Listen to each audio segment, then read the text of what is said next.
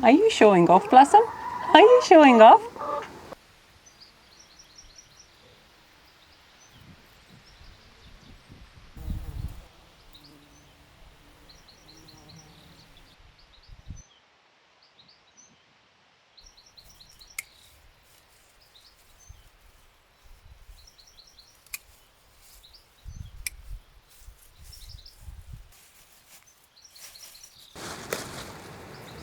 The month of June gardening will not be a hectic one for sure, as just the weather tends to be very mixed, but there will be some just very specific tasks that no other month in our climate can match. And one of such is picking fresh herbs like this garden mint and lemon palm I have growing in these large containers. Mint family plants are one of the easiest of herbs to grow, and I am so delighted that our family has grown to love drinking herbal teas, and mint is a valuable culinary plant too. Now ideally I pick these herbs on a dry day like at the moment, and usually in the morning after the dew has dried, but also before midday. And I will also do the same with the chamomile flowers and then the calendula flowers as well.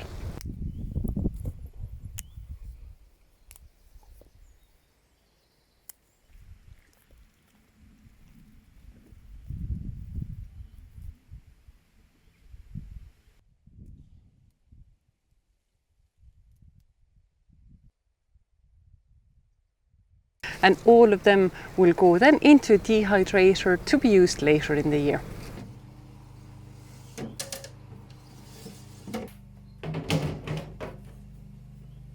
Now June is also the month when elderflower starts to bloom. I like to collect the flower heads and make cordial, which I freeze and turn into a refreshing summer drink. I think the elderflower flavour itself is one of the most quintessential summer flavours. Same probably with linden flower tea as well, but yeah, definitely elderflower. Now as the fruit has properly formed on the apple trees now, the trees will soon go through what's called a June drop, where basically the tree will shed up to half of its fruit. And that just happens because the tree is trying to get rid of the weakest growing ones, but usually it still does not shed enough of them, so I will go through the branches and thin them out, about 1 to 2 fruit per spur. It will be better for the tree in the long run, and also will give the remaining fruit the best chance of growing larger and healthier. And something like that could easily be done from now until even July.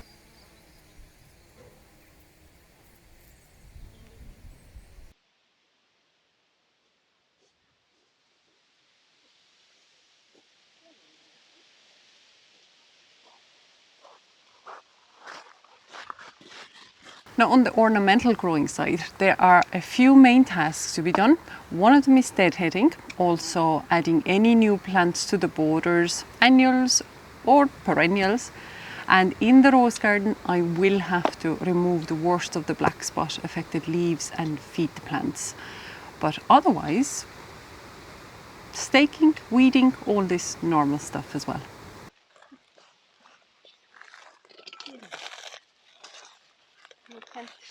Plant under here.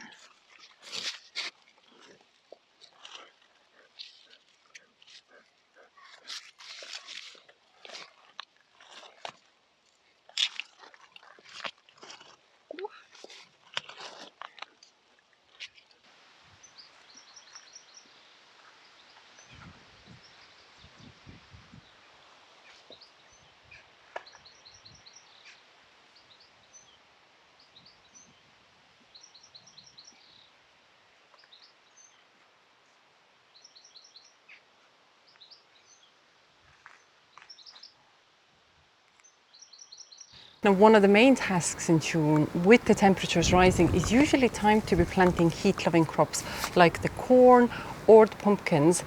But since it is still cool outside, I've avoided planting them out yet, because otherwise I'm thinking if I plant them out now, I'll be just feeding the slugs. So I'm going to hold off for 1 more week, and then next week, considering now we're going into the middle of June or the second half of June even, yeah, I do want to have them planted out. Now at least I have brought my big table and then all of the seedlings outside here to the yard, just to give them a chance to acclimatise a bit, because obviously the slugs will not be able to make it on top of the table here, but definitely the plan to have them planted out is for next week. This year I planted more potatoes than ever before, as I would like to be self-sufficient in potatoes at least for the coming years. And we've already started harvesting the first earlies since last week. We don't eat potatoes every week, but we do enjoy them at least once a fortnight, so we do need plenty of them.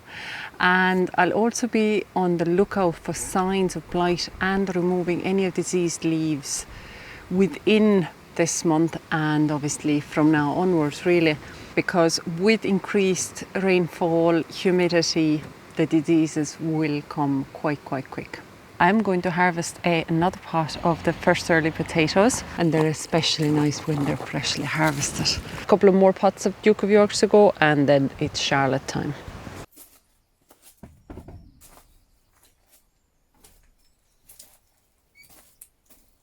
The tomatoes are settling in nicely. Most of them are flowering now, and I have been already taking off the side shoots of them. At the very beginning when I started growing tomatoes, I did find it a little bit tricky to figure out which was the side shoot or the extra shoot coming out that I need to take out, and sometimes I did take off the flowers shoots as well, but I find it the easiest to start from the tip.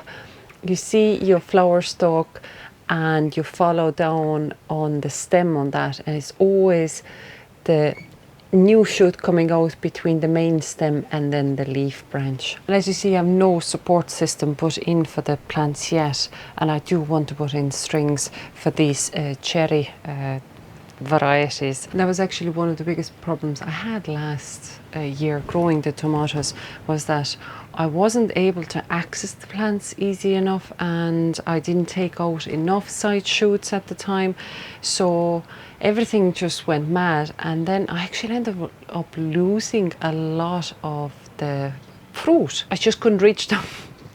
Obviously now this year I have made the side beds much narrower, so hopefully be able to reach every part of the plant, but also trying to keep on top of taking out the side shoots. I do want to keep them as bare as possible to make sure there's as good of an airflow as possible, because the late blight is an issue for us, and if you get late blight and the fruit is going rotten, that's time and energy wasted. Today I am going to string them up. You can use these landscape hooks as well, but all you want to make sure is just you put the string on one end of it and then you push it into the soil under sort of 45 degree of an angle, so it anchors this quite well, and then the twine goes around the tomato plant as normal. The only reason I don't plant it on the tomato plant, I always just find it a little bit messy, and then the strings will be all in my way, because obviously you have to put it there when you're planting tomatoes. So at the time when we usually plant the tomatoes, the plants themselves are short enough, and I like to just have everything as clear and airy as possible.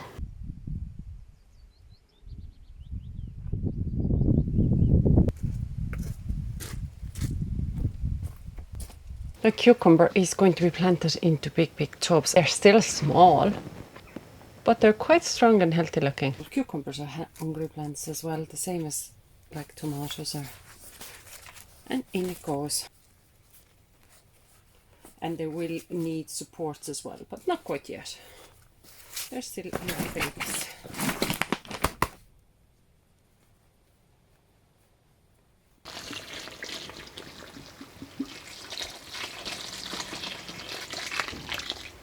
Now all of the peppers, chilies, tomatoes, cucumbers, so basically everything I have growing here in the greenhouse will need to be fed with a high potassium fertilizer about every 1 to 2 weeks from now onwards.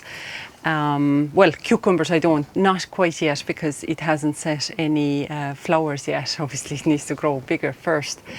But I am delighted to see at least that the purple flowering dwarf French beans have put out beautiful, beautiful flowers, and I'm just really hoping we'll get some pods on those plants soon as well.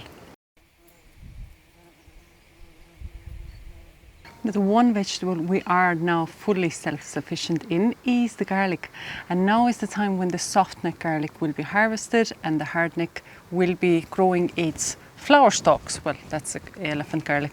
These guys here, also called scapes, which can be harvested now and eaten fresh as a garlic alternative. I will wait just a little bit longer until the neck of the scape curves a little bit into like a shape of a pea, and then by July the garlic itself will be harvested too. So this year we're only growing elephant garlic and hardneck varieties, but I am delighted we have some left over from last year still, and that's a sure sign that there was plenty to go around from last year's harvest. And that was the same amount I was growing last year as well in those 2 planters.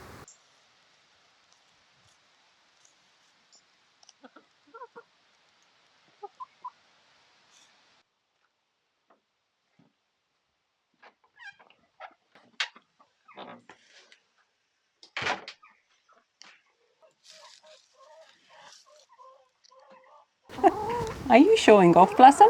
Are you showing off?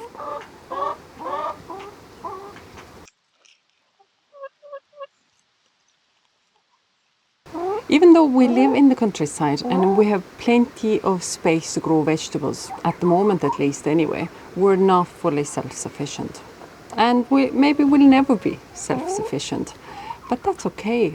What's most important is that we're making the most of what we have, and at the same time, while doing that, we're trying to reduce as much of waste that we're producing, and anything that we're growing, we're really trying to use that up. So really just reducing the wastefulness as much as possible. And obviously we have the laying hens, so even making sure that whatever they produce, that none of that goes to waste. And I think waste is nearly the biggest issue these days, isn't that? Anything you buy from the shop or even grow yourself, sometimes things do go to waste. So yeah, just making sure that I can make the most out of what we have, and then obviously just get better at my own growing as well.